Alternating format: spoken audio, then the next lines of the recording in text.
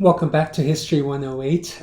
In this lecture, we will focus on the early career of John F. Kennedy and also touch on his role with civil rights.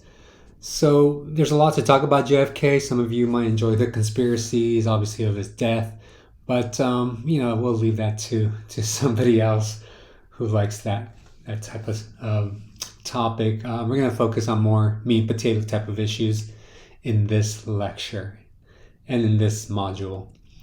So the assassination of JFK has kind of mythologized his memory to the point that we have constructed a new reality of how we view him. As soon as he passed, even LBJ knew that he was chasing a ghost that was impossible to catch. The way that everyone talked about him after his death presented a vision of what could have been, rather than actually examining his record and his stance on social issues. In this lecture, we will focus on his domestic policies, particularly addressing his voting record before and during his presidency. In addition, we will explore how his father played an intricate role in shaping his political career. So think of maybe a father who never made the major leagues and is just pushing his kids to become better ball players than he ever was, right? Kind of reminds me of Al Bundy, if you know who that is. Joseph Kennedy was kind of living vicariously through his kids. So for all the glory that JFK receives, he was actually a very docile politician that was more moderate and part of the liberal consensus, rather than focusing on workers and civil rights.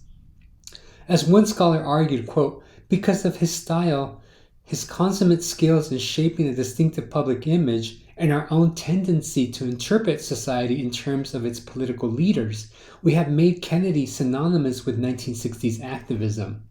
But a more accurate judgment would be that John Kennedy was part of the politics that preceded him, a man of the center, like Eisenhower, who had to be pushed by social forces to endorse even minimal reforms, and a person whose obsession with maintaining the Cold War may eventually have done more to deflect the forces of activism than to offer them guidance, unquote.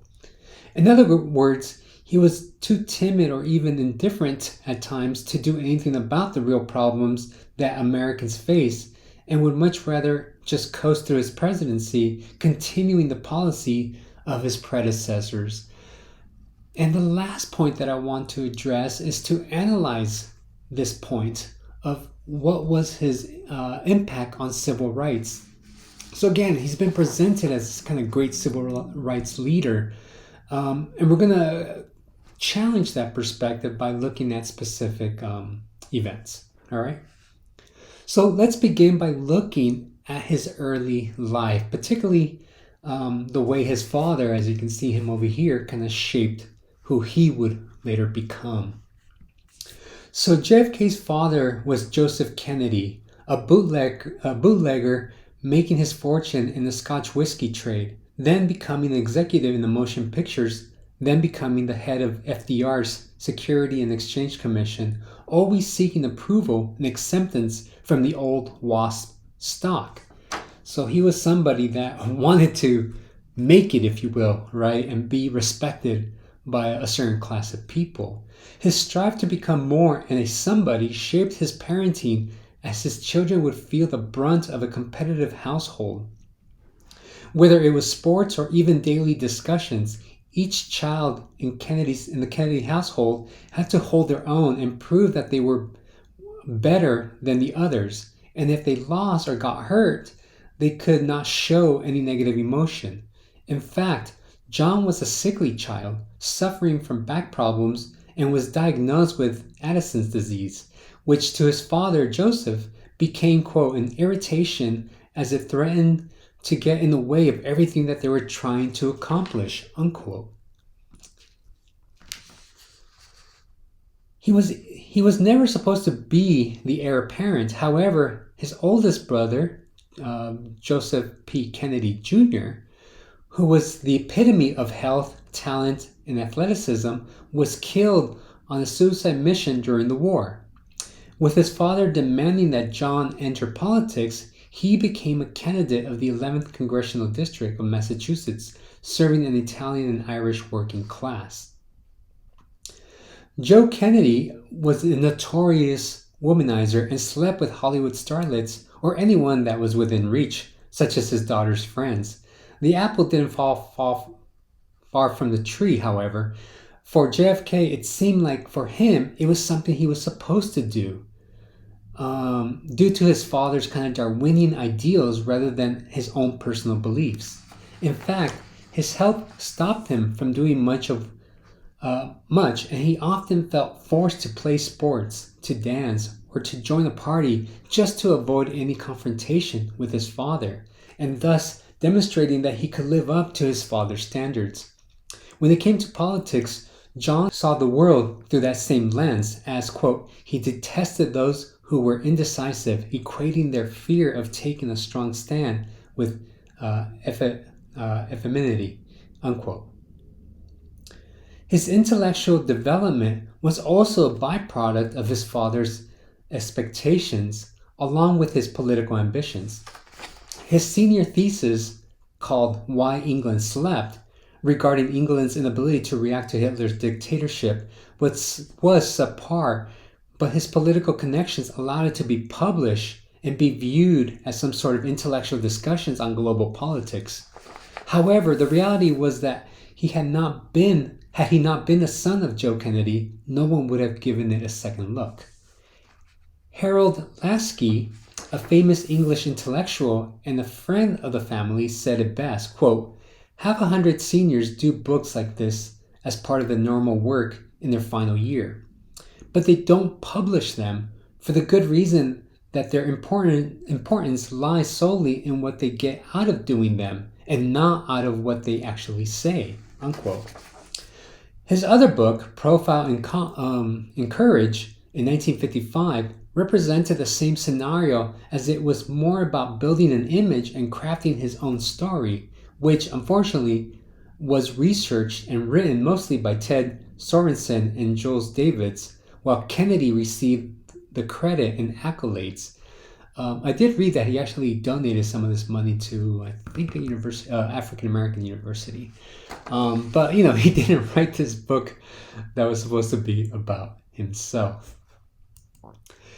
So let's look at his political career in the 1950s. So as a politician is where he floundered the most. As stated earlier, Kennedy has become a symbol of civil rights activism. However, his policies reflected those of a moderate politician that focused, quote, on increasing minimum wage, fighting for veterans' benefits, and supporting organized labor. In 1948, he even introduced a housing measure that provided for slum clearance in the building of 135,000 public housing units annually, unquote. These are hardly the actions of an activist, and he himself stated, quote, I'm not a liberal at all, unquote, where his views in the 1950s reflected those of Joe McCarthy, partly because Joseph Kennedy, quote, was an ardent admirer and strong supporter of the junior senator from Wisconsin, unquote. John refused to condemn McCarthy and saw him as a close friend, even though he disliked his tactics. Again, this isn't meant to condemn his actions, but rather to show you that he wasn't the saintly figure he later became. In fact, he was just a regular politician. What set him apart was his quote-unquote charisma, a cool, poised, relaxed persona, along with his quick wit. When the primary started, he used his father's personal wealth and connections, traveling the country in a privately owned aircraft, gaining the approval from those that doubted him. So let's examine JFK's relationship with the civil rights movement. There's one historian that did try to address these little tidbits of his involvement with African Americans, and I did cite her at the end of the presentation. But for the most part, we see that it wasn't the way he's been presented after his death. So, as noted in the previous lectures, economic growth did seem to trickle down, particularly amongst white Americans. However, The reality was that African Americans faced the direst economic situation. The Labor Department noted that, quote, unemployment was 3 times higher for black male breadwinners than for whites, that only 17% of blacks had white-collar jobs as opposed to 47% of whites, and that black teenagers suffered joblessness at twice the rate of white teenagers, unquote. While the rest of Americans moved to the suburbs, we see that de facto segregation continued as some made it impossible for black families to move into their quote-unquote neighborhoods. In regard to economic inequality, the quote average black income had remained static in the post-war years, noting that 54% of that of white workers by 1947 and 55% by 1962. In 1959, the median family income for whites was $5,600 a year, whereas for non-whites, it was only $2,900.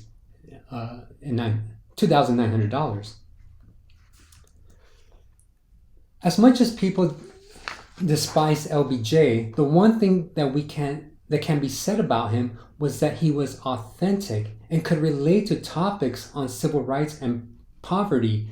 As you will learn later, he actually lived in Texas, faced poverty, and even taught young Mexican American kids, which he saw poverty all around him.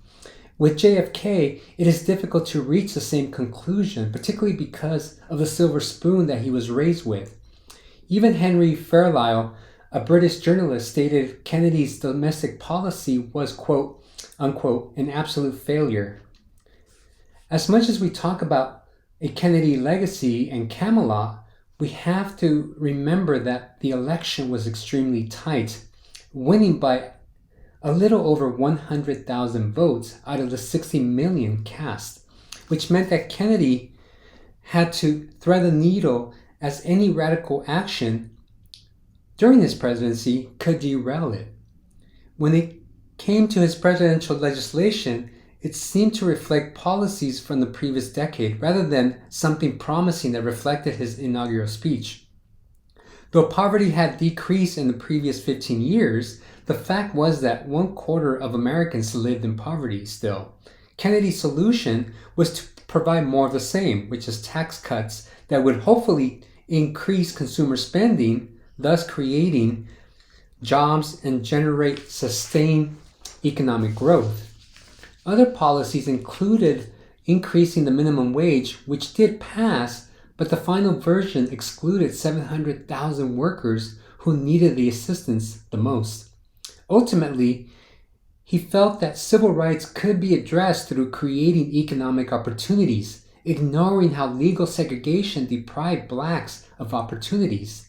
All his charm could not help him lobby for his bills, as only 1/3 of his proposals became law. When it came to civil rights, Kennedy had a history of neglecting the issue. He, quote, seemed as intent on winning endorsements from outright segregationists like Governor John Patterson of Alabama as in cultivating black support, unquote. And Southerners often saw him as a moderate on race issues. In fact, it was his campaign staffer, Marjorie Lawson, that pushed him to recognize what was happening throughout the U.S. regarding civil rights. He slowly changed his tune where he would, quote, embrace proposal for new civil rights legislation and attack Eisenhower for having failed to provide executive leadership in enforcing existing legislation, unquote. When MLK was arrested, he strategically called Mrs. King to see if he could do something to help. All the while, Nixon did nothing. This was a turning point as MLK Sr., who had previously endorsed Nixon, changed his reservations on Kennedy and swung the black vote to his side. You have to understand, too, that during this time, the Republican Party was seen as the party of Lincoln, and obviously because of the Civil War, many African Americans supported the Republican Party out of that tradition. This was a major shift that happened because of this situation. Once in office, Kennedy took a step back on civil rights and tried to avoid race issues as much as possible. During the Freedom Rides of 1961, Kennedy's administration knew very little of what was taking place until they saw a core leaflet announcing them. Robert Kennedy, the Attorney General, tried to take control of the situation by making calls to Southern governors to make sure the protection of the Freedom Riders would be guaranteed. But it was completely rejected because when they arrived in Montgomery, quote, not a single city or state policeman was present, despite ample advance notice of when the bus would arrive, unquote. Instead of tackling the issue head on, Robert Kennedy proposed a cooling off period in civil rights demonstrations and the pursuit of a less provocative civil rights action within the framework of existing laws through the implementation of the Voter Education Project to register black voters in the South. In return, the federal government would protect them. As activists went into Georgia and the Delta counties of Alabama and Mississippi, they encountered violence. The guarantee that was promised was never delivered, and the FBI sat by the sidelines taking notes of the violence but did nothing to stop it. As the months wore on, African American and activists became disillusioned with the administration, and even Kennedy's own black campaign aides were exhausted of making excuses. For 2 years, Kennedy put civil rights on the back burner, and in March of 1962, Harris Wofford, his civil rights advisor, resigned as the administration felt that civil rights was not a priority for most Americans. It wasn't until 1963 where the reputation of Kennedy begins to shift, particularly the way we view him today. But understand that it wasn't by choice, but rather by a bottom-up approach and by what people were seeing on TV. The pictures of Bull Connor, quote, unleashing massive repression, blasting the demonstrators with fire hoses, and sicking vicious police dogs against women and children, unquote, not only woke up the nation, but also Kennedy. So I want to show you a quick clip that addresses what happened right here with Bull Connor. Marching and bring Birmingham to its knees. Robert Kennedy calls King and says, we can't afford to have young people hurt. Call this off. We don't want you to do this. And King says in an irate voice, black children are hurting every day. The next day, the young people burst out the doors of 16th Street Baptist Church. And now Bull Connor has lost them. And he deploys the hoses and the dogs, and that is the turning point.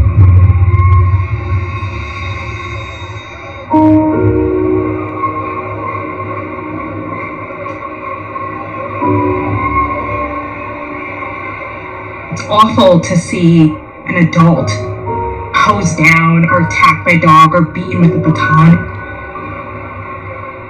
It's a completely different thing to see a 9-year-old hosed down, and really a 9-year-old who doesn't comprehend. That is a powerful message that gets sent out to the world, and it's one, unsurprisingly, that the world reacts to in horror, in shame, and in re-engagement with these movements.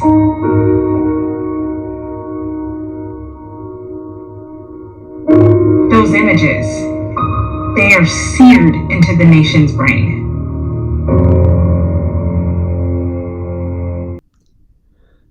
So there you saw what was taking place, right? And I mean, sometimes we're so far away from that era that we forget that this really did take place. Finally, it seemed, but because of these images, finally it seemed like the administration was taking decisive action, such as in Alabama, where Governor George Wallace refused to admit 2 black students to the University of Alabama, and Kennedy, quote, ordered the mobilization of federal troops for deployment to protect those students, while having the Justice Department coordinate a massive campaign to enlist the aid of Alabama's business leaders on behalf of compliance with the federal judicial decree, unquote. In May, Robert and John met almost daily with members of the National Retail Merchant Association, national hotel chains, drug companies, and restaurants, urging them to place pressure on their southern outlets to desegregate. By the summer of 1963, he ordered a complete review of all federal construction projects and was determined to know what was being done to promote equal employment opportunity. In addition, he went before the American TV public and gave his civil rights address, thus showing this new commitment to this quote-unquote moral obligation. So let me show you a clip from this speech. It's a very short scene, so you can listen to what he said. In background, it was founded on the principle that all men are created equal, and that the rights of every man are diminished when the rights of one man are threatened. Today we are committed to a worldwide struggle to promote and protect the rights of all who wish to be free. And when Americans are sent to Vietnam or West Berlin, we do not ask for whites only.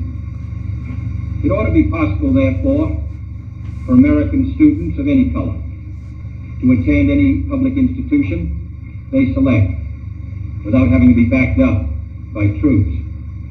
It ought to be possible for American consumers of any color to receive equal service in places of public accommodation, such as hotels and restaurants and theaters and retail stores, without being forced to resort to demonstrations in the street. And it ought to be possible for American citizens of any color to register and to vote in a free election without interference or fear of reprisal. It ought to be possible, in short, for every American to enjoy the privileges of being American without regard to his race or his color. In short, every American ought to have the right to be treated as he would wish to be treated, as one would wish his children to be treated. But this is not the case. So there you saw his speech, right, addressing civil rights and what feels to be a turning point for him, as I noted, right? So it seemed that JFK was finally reaching his stride by the summer of 1963, finding his voice, particularly due to all the national and global issues taking shape. It was time to mark a line in the sand, and he knew that he could no longer turn back, even if it meant losing political points. Lastly, his administration finally seemed to have a vision rather than following the playbook of the previous decade. Unfortunately, by November of 1963, all this would come to an end. As you all know, he was assassinated, but this would be carried on by LBJ. So in conclusion, what did we see? Well, we see somebody that was driven really, maybe not by his own personal choice, but by his father, right, who played a very important role in kind of pushing him to go into politics. As I noted, right, he wasn't supposed to be the heir apparent, but ended up probably having one of the biggest impacts in presidential history. And then number two, I wanted to show you a kind of bottom up type of history when it comes to JFK, because a lot of times we think that these policies came from above, right? That he passed civil rights legislation, or at least supported it. He was a young president. He was Catholic. He was Irish. Very different from former presidents. And a lot of time they gave him a lot of credit. And what I try to show you is that he really needed to be forced to do some of these things. He wanted to focus more on economics, which is what, at this time, Keynesian economics, more federal spending, hoping that it would trickle down to these other communities. But the reality was that there was just too much discrimination and obviously segregation, that they needed legislation to address these things. And he was literally pushed to do these things. I think if it were up to him, he probably wouldn't have done it. So I just want to show you some sources that I use. Again, this is the one that kind of looks at, his involvement with the African American community in the 1950s. But both of them are really good sources.